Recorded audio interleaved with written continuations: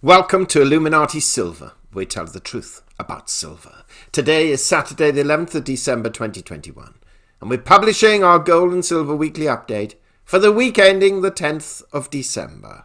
If you haven't done so, please look at the videos we produced earlier in the week, but we shall now look at what's happened these last 7 days and what we expect to happen next week.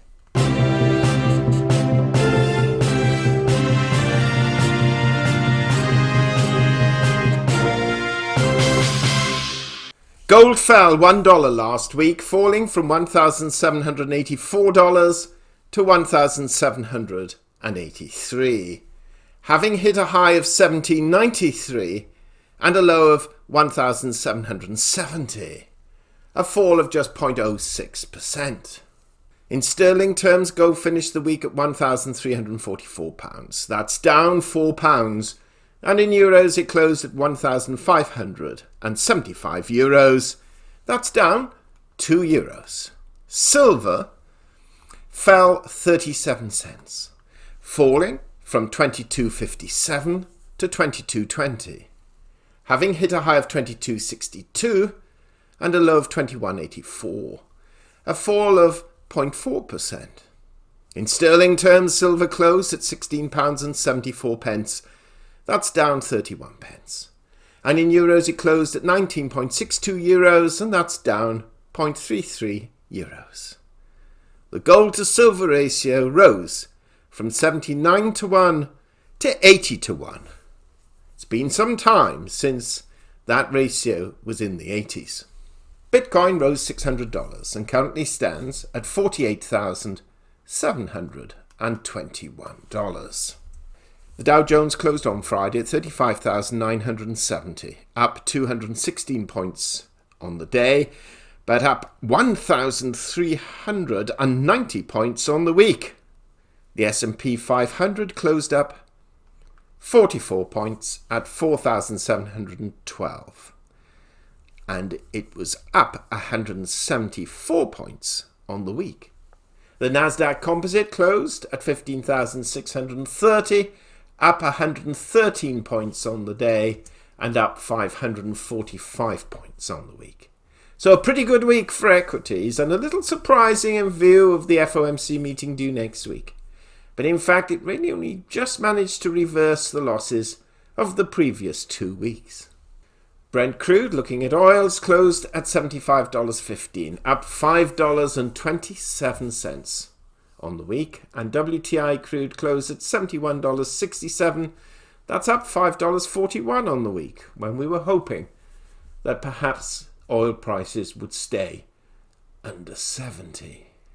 The dollar index stands at 96.09.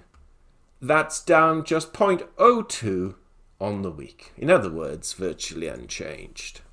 Now, we concluded last week's video with the following forecast.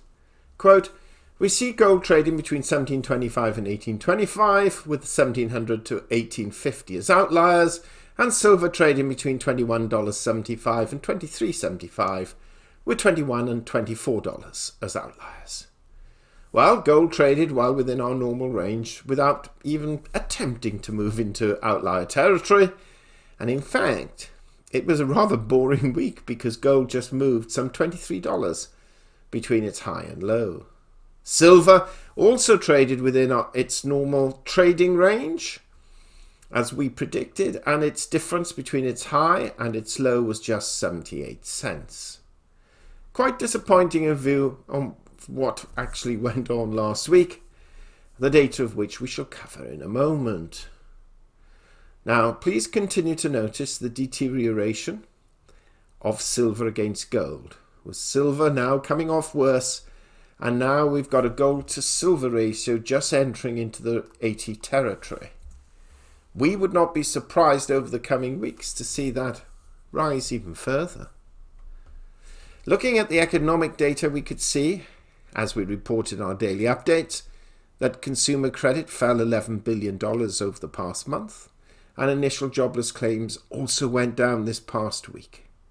The important data day for the week was Friday, with CPI, core inflation and the UMH Consumer Sentiment Index all coming in broadly as expected. and therefore we did see a slight rise in gold and silver on Friday afternoon, making up some earlier day losses. CPI month-on-month for November came in at 0.8% against 0.9% in October, so an improvement, but still higher than the 0.7% forecast. And this took the year-over-year number to 6.8%. This is the most severe inflation seen in the United States since the 1980s. And that's the official figures.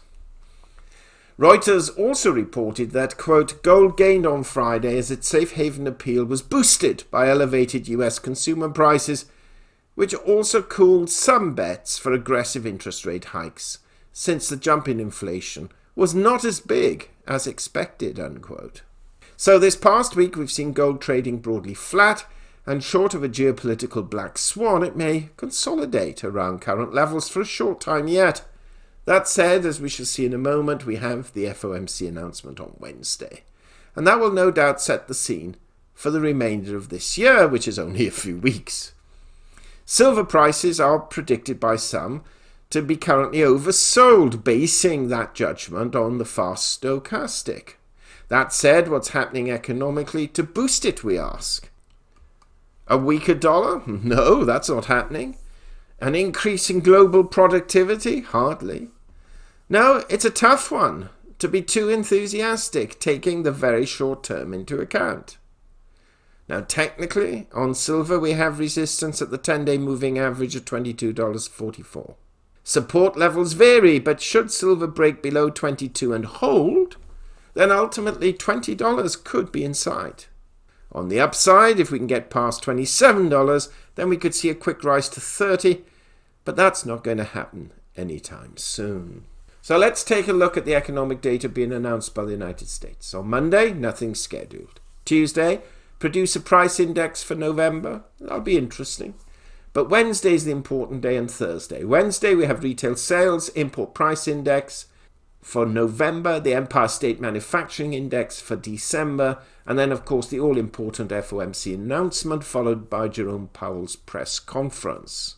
Then on Thursday, we have weekly jobless claims, the Philadelphia Fed Manufacturing Index for December, market manufacturing PMIs for December, and the market services PMI for December, and the Industrial Production Index for November. And we have nothing scheduled for Friday. So all the action, if there is any, is likely to occur Wednesday and Thursday. Now, in tomorrow's video, we shall focus a little more on what we expect the Fed to do on Wednesday. With this in mind, we see gold trading really between the same levels as we predicted last week, 1725 to 1825, with 1700 to 1850 as outliers. And silver trading between 2150 and 2350 to 21 to 24 as outliers. Similar margins for silver as we predicted the previous week, but slightly more downside for silver, but not a lot.